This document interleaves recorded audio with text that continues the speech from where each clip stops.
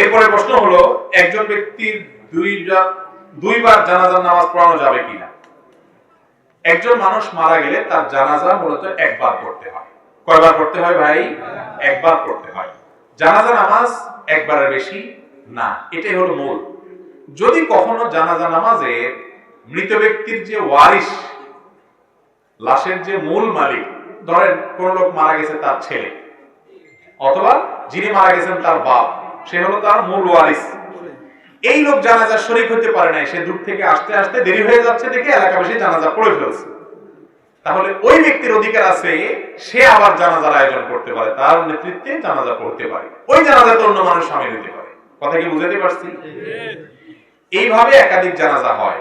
কিন্তু আমাদের দেশে যেটা হয় সেটা হলো যে বিদেশে একটা হয়, ঢাকায় না একটা হয়, গ্রামে আরেকটা হয়, যতটা মনে চায় ততটা হয়।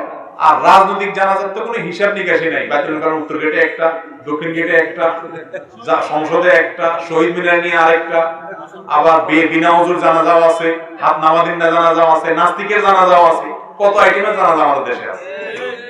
ভাইরে, একটা মানুষের মৃত্যুর পর তাকে বিদায় দিবেন, সেখানে পর্যন্ত আল্লাহ রাসূলের নিয়ম মানতেছেন না, আবার জান্নাত আশা করতেছেন।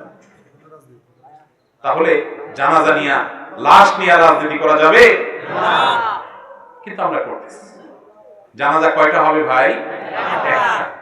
এমনকি মানুষ মৃত্যুর পর যেখানে মৃত্যুবরণ করে সেখানে দাফন করাই হলো সুন্নাহ, সেখানে দাফন করাটাই হলো কি সুন্নাহ। কিন্তু আমাদের মনে চায় না, লাশ এটারে টানে টানে আমরা আনবো, চেঁচাই আমি একবার নিজের গ্রামে ঢুকবো, এটা সুন্নাহ না।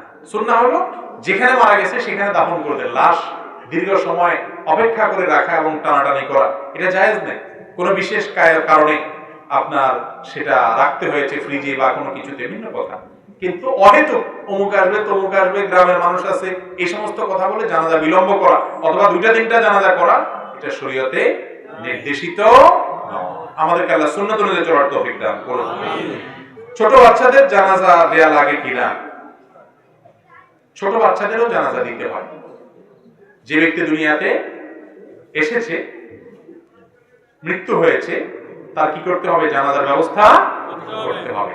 সেটা একদিনের বাচ্চা হোক, 2 দিনের বাচ্চা হোক, 3 দিনের বাচ্চা হোক, যে হোক না, তার কি দিতে হবে? জানাজা দিতে